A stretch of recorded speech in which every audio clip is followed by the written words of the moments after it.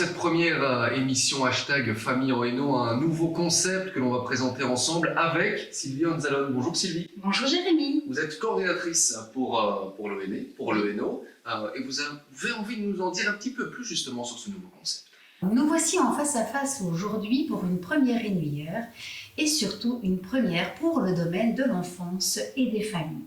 Il y a tout juste un an, le 26 septembre 2019 exactement, nous avions eu l'opportunité de présenter au Théâtre Royal de Mons une photographie des besoins des familles et de l'offre dans le Hainaut. Alors, ces besoins et cette offre, ce n'était pas évidemment uniquement ceux de l'Office de la naissance et de l'enfance, mais aussi des partenaires impliqués dans le domaine de l'enfance. Des événements d'envergure dans ces domaines, qui fédèrent autant de personnes, ne sont pas monnaie courante et le fait que le Hainaut soit pionnier en la matière n'est pas un hasard. Alors cette province regorge de richesses, bien évidemment, mais aussi de difficultés. L'actualité, avec la crise sanitaire que nous connaissons, accentue encore ces difficultés que vivent certaines familles, par ailleurs déjà fragilisées. Alors notre objectif, il est avant tout d'établir avec vous, avec le public, le dialogue, d'échanger à propos d'une problématique spécifique pour le Hainaut. De la photographie en fait, qui était présentée en septembre 2019 était ressortie notamment celle des mères adolescentes et des pères adolescents. Celles-ci et ceux-là aussi, donc, étant un peu plus nombreux dans notre province que dans d'autres provinces, y compris pour Bruxelles-Capitale. On vous propose donc de lancer la discussion à partir d'une vidéo où ce sujet des mères adolescentes va être abordé en collaboration avec des professionnels de l'enfance. Vous y trouverez évidemment des témoignages de réalités vécues. Alors, l'objectif, c'est évidemment de vous interpeller, de susciter des questions et d'accompagner, pourquoi pas, vos réflexions. Vous qui vivez cette situation-là, ou bien si vous avez des connaissances qui vivent cette situation, ou vous encore, qui travaillez avec des familles qui vivent ce type de réalité. N'hésitez pas à poser toutes vos questions, elles sont les bienvenues, on essaiera de vous y répondre en déant le mois, bien évidemment. Alors, on va se retrouver au printemps pour un autre thème et là aussi, n'hésitez pas à nous faire part de vos réflexions. C'est grâce à ces réflexions-là qu'on pourra améliorer non seulement la forme de cette émission, mais aussi son contenu. Alors voilà, je vais vous laisser maintenant avec l'animateur du jour, Jérémy Bez, et bonne écoute de hashtag Famille en Hainaut. Merci beaucoup Sylvie, on entre en effet dans le vif du sujet avec cette thématique, la grossesse chez les adolescents, et on vous présente aussi nos invités.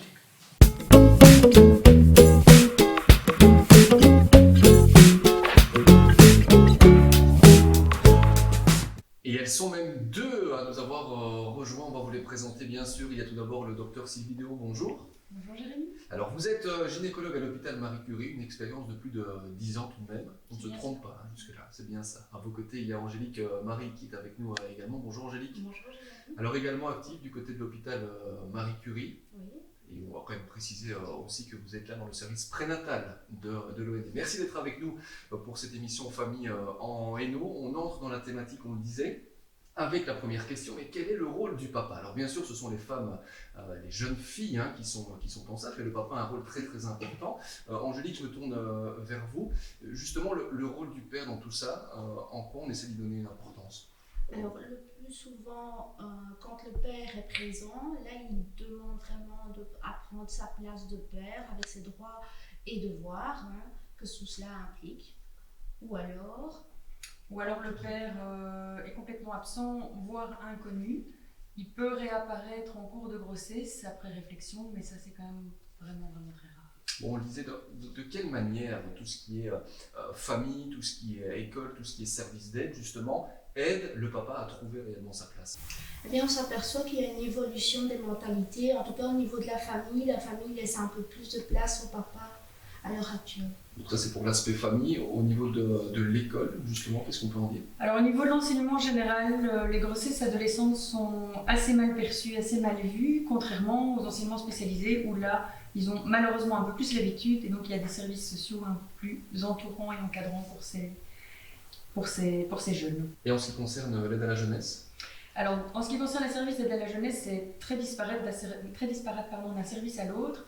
L'idéal, ce serait que ces services rencontrent les parents, donc les deux, papa, maman, face à ce projet de naissance et ce projet de vie de famille. Pouvoir les recevoir ensemble, on l'a bien compris, c'est bien d'insister là-dessus aussi. On parlait des droits tout à l'heure, Angélique. Quand un papa a moins de 18 ans, quels sont ses droits justement ? Bien, dans l'absolu, il a les mêmes droits qu'un papa majeur, que ce soit au niveau de la reconnaissance, l'autorité parentale. Donc, il a les mêmes droits et devoirs qu'un papa. Donc, si il sera inquiété comme un papa majeur si tout n'est pas mis en œuvre pour le bien-être de son bébé. Bon, on enchaîne dans cette émission Famille en Hainaut avec la deuxième thématique dans quelques instants. À qui les jeunes femmes doivent-elles s'adresser pour avoir de l'aide, pour avoir du soutien ? Eh bien, on en parle dans un instant.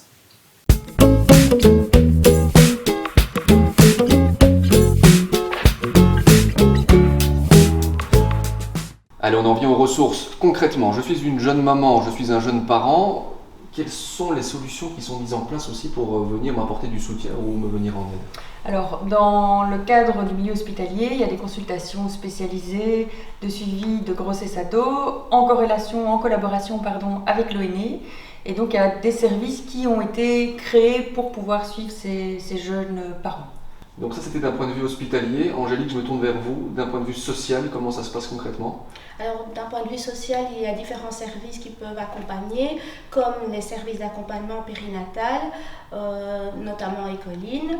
Il y a aussi la MADO, la Maison de l'Adolescence, les AMO, donc Action en milieu ouvert, les services d'aide à la jeunesse, les plannings familiaux ou services jeunesse du CPAS aussi. Mais ça en fait quand même quelques-uns, c'est bien de les avoir en tête, c'est aussi à ça que sert cette émission Famille en Hainaut. On parlait de la situation pendant la grossesse, qu'est-ce qui se passe concrètement après l'accouchement ? Qu'est-ce qui est mis en place pour aider justement les jeunes parents ? J'ai quand même l'impression que c'est un peu là que ça coince.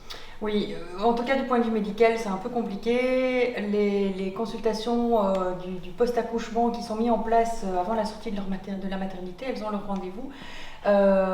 Souvent ne sont pas honorées, les patients ne viennent pas. Et donc pour avoir ce lien de mise en place de contraception et voir si tout se passe bien au niveau de bébé, c'est un peu compliqué du point de vue médical, contrairement au point de vue social où il y a des choses qui ont été mises en place. Bon, c'est quand même interpellant. Moi, j'ai envie de savoir, du coup, dans cette situation-là concrète, quelles sont les pistes de solutions, du coup, qui existent pour venir remédier à cela ? On n'a pas encore beaucoup de pistes, mais en tout cas on y réfléchit, voilà. On se disait que peut-être des applications ça pourrait être intéressant ou des vidéos parce qu'on se constate aussi que les jeunes sont quand même très branchés aussi sur les applications. Elles ont souvent des applications sur la grossesse, le développement de la grossesse et donc on se disait que présenter quelque chose qui soit un peu plus ludique et agréable. Sur la contraception, sur le postpartum et aussi tout ce qui concerne les grossesses rapprochées, les difficultés des grossesses rapprochées. Et du point de vue médical, Sylvie ? Alors, une piste qui pourrait peut-être être envisagée, c'est qu'elles viennent faire la consultation du nourrisson, soit auprès d'un pédiatre ou soit auprès de l'ONE, et ce serait peut-être intéressant de pouvoir faire justement une consultation postpartum, post-accouchement, sans examen, mais au moins discuter avec elles de contraception et des choses à faire. Autre thématique sur laquelle j'ai envie de vous entendre toutes les deux, on y vient dans quelques instants, c'est justement les jeunes mamans et la scolarité. On sait que là aussi parfois c'est assez compliqué.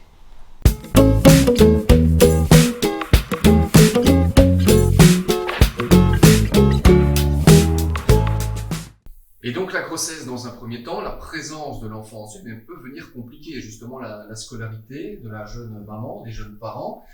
Concrètement, qu'est-ce qui est mis en place aujourd'hui pour pouvoir concilier la vie de la jeune maman et la scolarité ? Malheureusement, très peu de choses. Donc, je pense que c'est quelque chose qui doit vraiment être pensé avec les différents intervenants et la famille. On sait bien évidemment que les chances de réussite dépendent un peu des familles soutenantes. Plus la famille est présente, plus elles ont de la chance de pouvoir continuer leurs études. Bon, Angélique, je me tourne vers vous parce qu'il existe quand même des milieux sociaux pour les aider. Oui, en effet, il existe des milieux d'accueil comme les crèches, les accueillantes. Malheureusement, les mamans, les jeunes mamans expriment des craintes à confier leur enfant.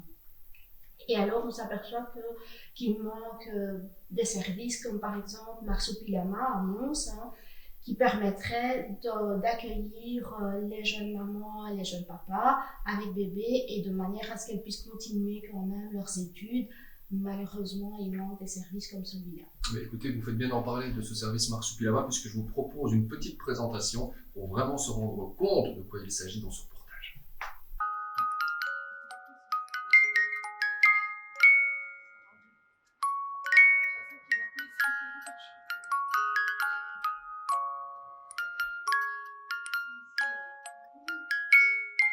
L'objectif, en tout cas, de notre projet Marsupilama, c'est d'accueillir des jeunes filles, donc des adolescentes, enceintes ou avec bébé, et de leur permettre à la fois de rester des adolescentes, mais aussi d'assumer au mieux leur rôle de maman.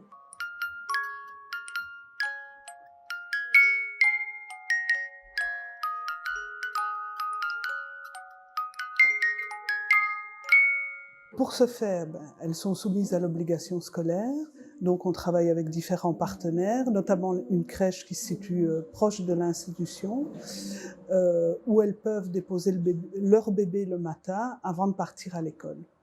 Alors, on travaille aussi évidemment avec les mandants, puisque les demandes nous sont envoyées soit par le SAJ, soit par le SPJ ou le tribunal de la jeunesse.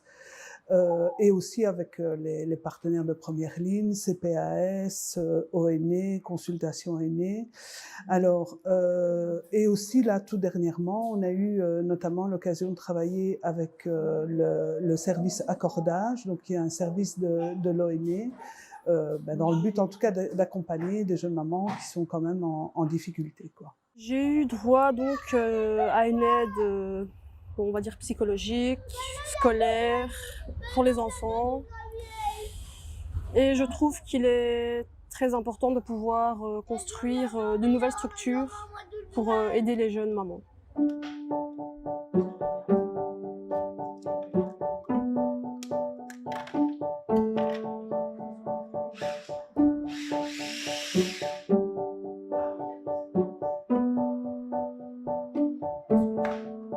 C'est important parce que d'après ce qu'on a pu entendre, il y a de plus en plus d'adolescentes qui tombent enceintes et qui deviennent mamans.